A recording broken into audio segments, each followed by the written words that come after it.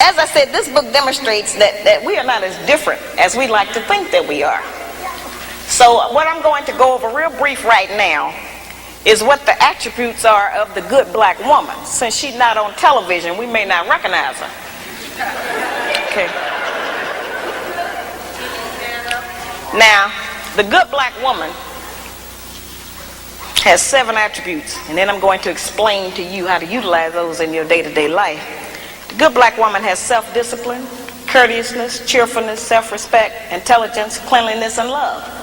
Now, we've heard that terminology.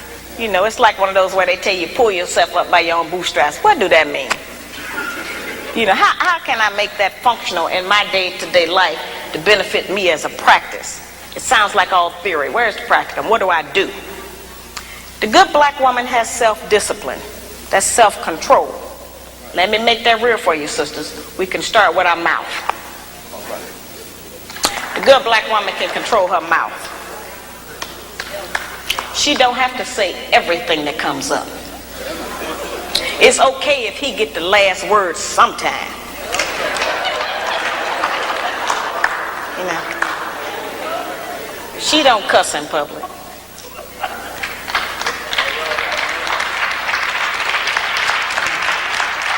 And she works on not cussing in private. She don't tear a man down with her mouth because they can't out-argue us. Can't nobody out-argue us.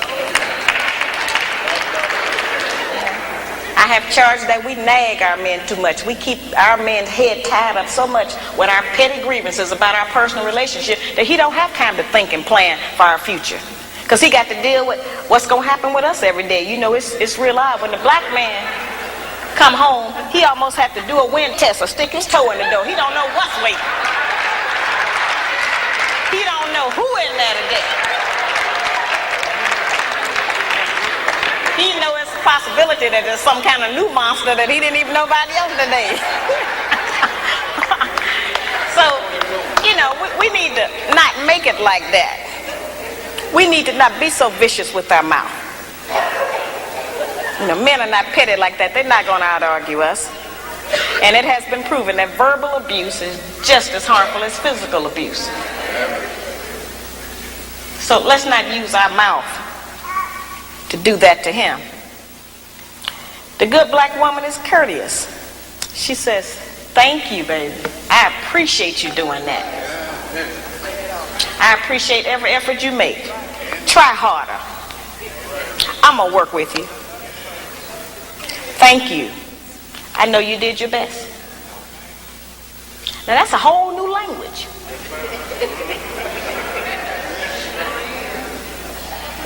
But just to say that during the course of the day, every day, with the man that you're trying to be with or want to be with, will make our life easier. We can't get it if we don't give it. We keep wanting them to give us and do something for us that we refuse to do and give to them. It don't work like that. The good black woman has self-respect. She don't have to go out naked just to get the attention of a man.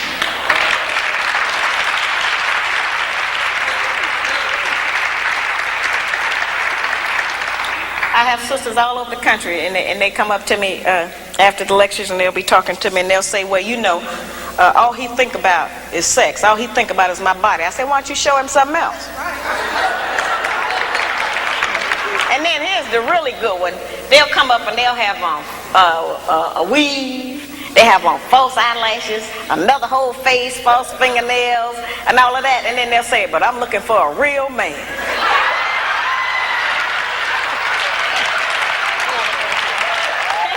It's real deep.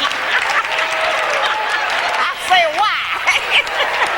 What you want a real man for? The good black woman can pull a dress down without thinking that it devalues her. She doesn't have to use her body because she has so many other good attributes about herself to get the attention of a man. We can take the sisters in a position to take all of the charge and sexual energy out of the black community by just dressing differently. We have the power and control over that. That don't stop you from being beautiful. That don't stop you from getting a man. And it certainly puts things on the right perspective so some other judgments can be made other than physical. It don't take no knowledge, wisdom, and understanding to have a sexual reaction. That's the most base. We spend less time doing that than anything else we do.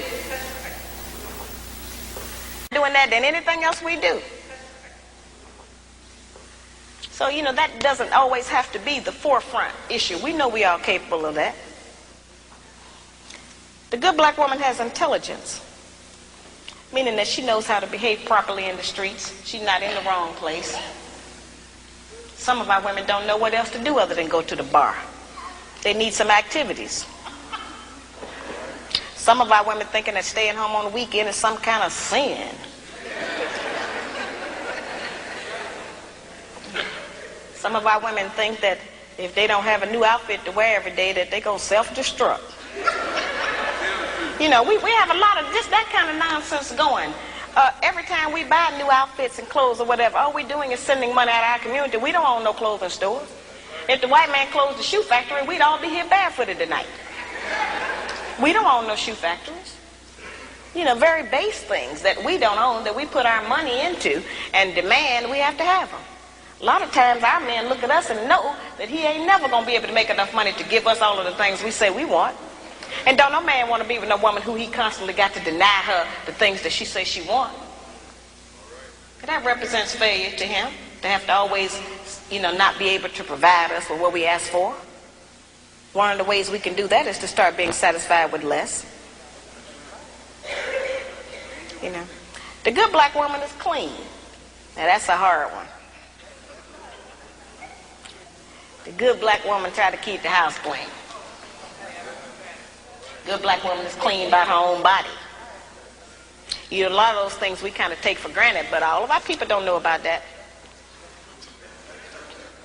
There are people who are angry with me because I even described the fact that some of us as sisters don't have the proper personal hygiene, as if that don't exist.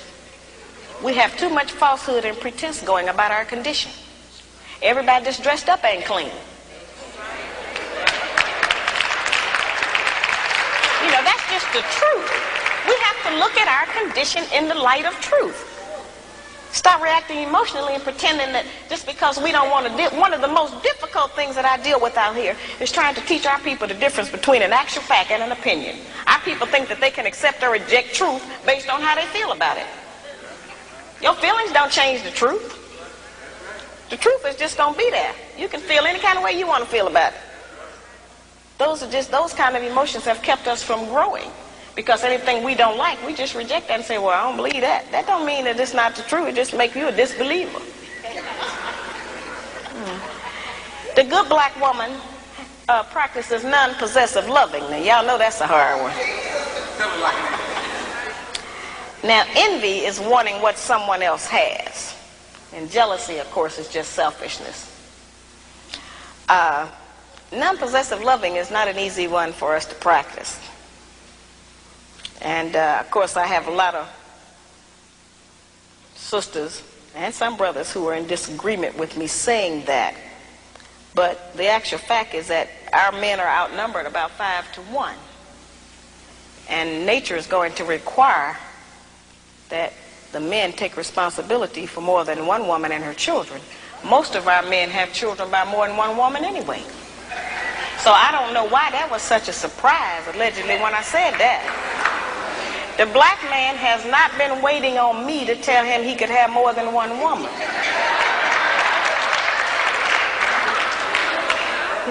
I'm in agreement with the rest of y'all. I don't think he should do that, but I feel like you did.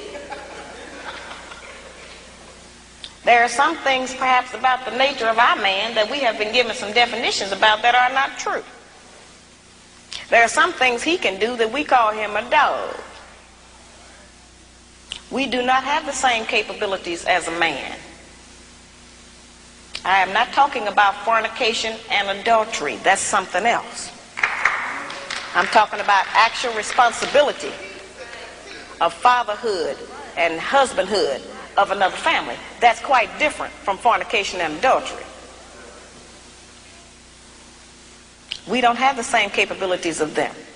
That's right. A man can have 2 homes, 2 sets of in-laws. He can eat dinner at 2 houses, 2 sets of children, 2 garages, 2 separate sets of friends attached to that woman. He can have all of that. We can't do that. We can't cook dinner at 2 houses. We can't sleep with one man 4 nights a week and another one 3. Ain't no man gonna agree with that.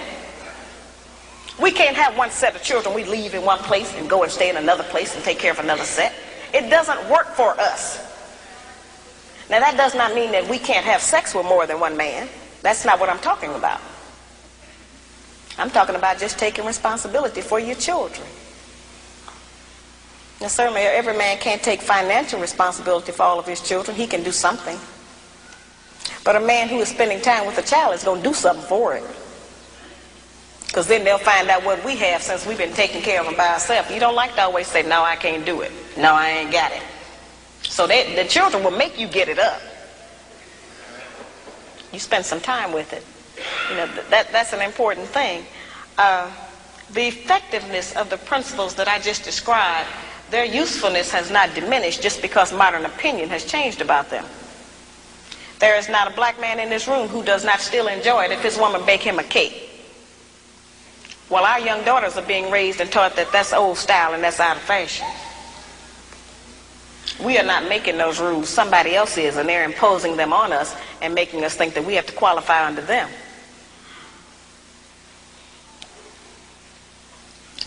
I tell the brothers, just like I tell the sisters, if you have a woman that you've been working with for months or years, and you can't get that woman to get in agreement with your program, then get rid of her and get another one. And I tell the sisters the same thing. If you're with a man you can't agree with, don't make his life miserable. Get with a man you can agree with.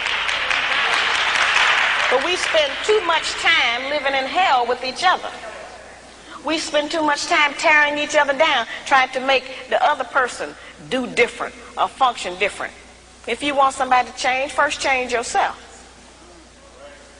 We set the example. We are the teacher. We are the mother. We set the example.